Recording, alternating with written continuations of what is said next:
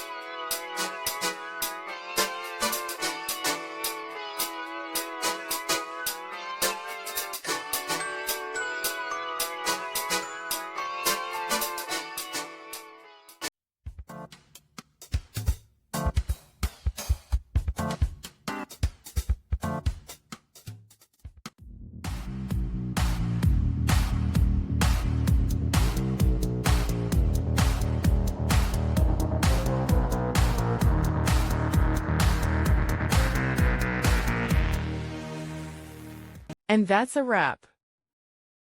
I hope you found the answer you were looking for.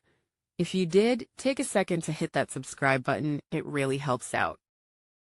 And let me know in the comments which solution worked best for you.